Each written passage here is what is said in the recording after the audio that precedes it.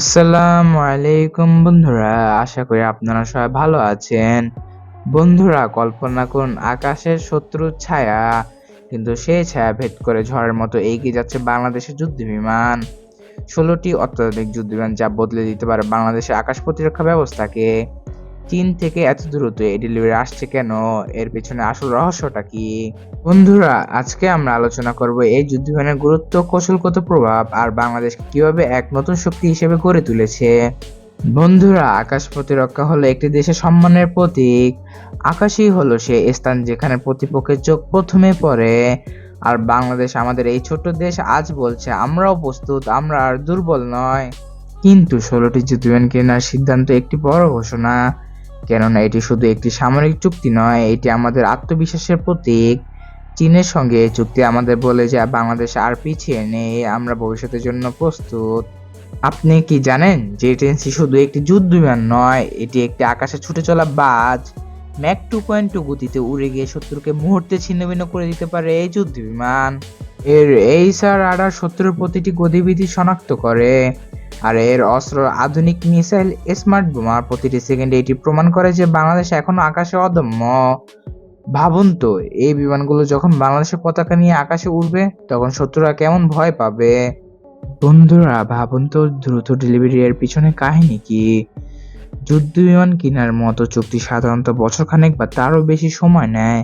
তাহলে মাত্র কয়েক মাসে ১৬টি বিমান ডেলিভারি, এটা সম্ভব হলো কিভাবে?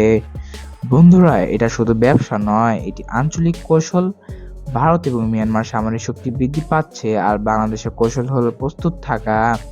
চীন জানে বাংলাদেশ হলো দক্ষিণ এশিয়ার একটি গুরুত্বপূর্ণ বন্ধু, আর তাই তারা আমাদের হাতে এই শক্তি তুলে দিতে চায় যত দ্রুত সম্ভব। এই বিমানগুলো আসার পর প্রতিবেশী দেশগুলো নিশ্চয়ই আরামে ঘুমাতে পারবে না, বিশেষ করে ভারত।